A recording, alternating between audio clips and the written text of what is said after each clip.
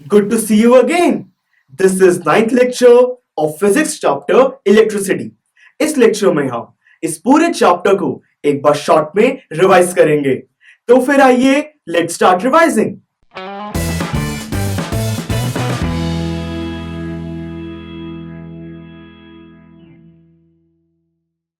Students, electricity आज हमारी modern life में बहुत बड़ा रोल प्ले करता है. ये एक बहुत ही कंफर्टेबल, कन्वीनियंट और कंट्रोलेबल फॉर्म ऑफ एनर्जी है.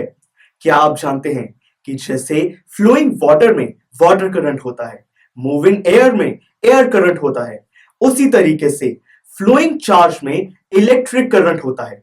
इसी इलेक्ट्रिक करंट के क्लोज्ड और कंटिन्यूअस पाथ को हम इलेक्ट्रिक सर्किट कहते हैं. इलेक्ट्रिक करंट का फॉर्मूला होता है current is equal to charge upon time.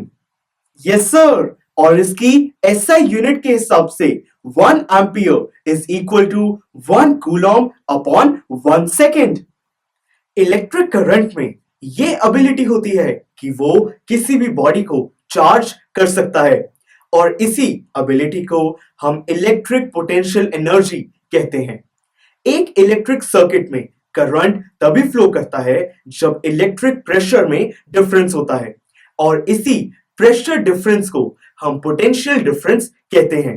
Potential difference का फॉर्मूला होता है potential difference is equal to work done upon charge, यानी कि 1 volt is equal to 1 joule upon 1 Coulomb.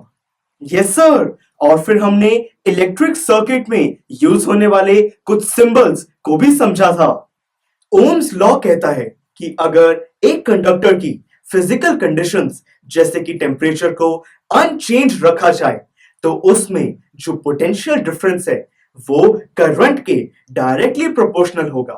तो इससे हमें फॉर्मूला मिलता है कि potential difference is equal to resistance multiplied by current, या फिर resistance is equal to potential difference divided by current.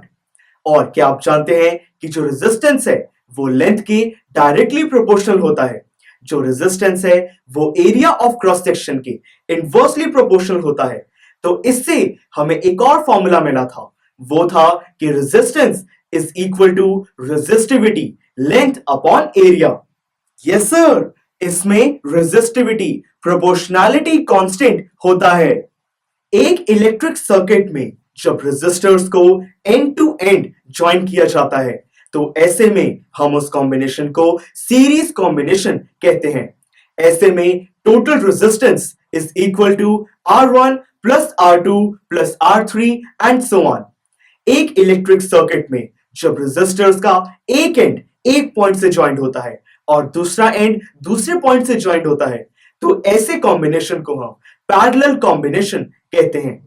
ऐसे में 1 upon total resistance is equal to 1 upon R1 plus 1 upon R2 plus 1 upon R3 and so on.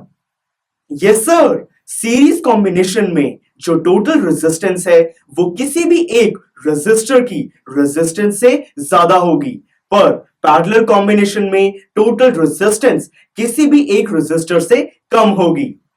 Correct. Joule law of heating कहता है कि जब एक electric circuit में electric current pass होता है तो कंडक्टर से कुछ इलेक्ट्रिकल एनर्जी हीट एनर्जी में भी कन्वर्ट होती है. हम इसी इफेक्ट को laundry iron, toasters, geysers, oven सब में यूज करते हैं. हीट का फॉर्मूला है heat is equal to current का square into resistance into time.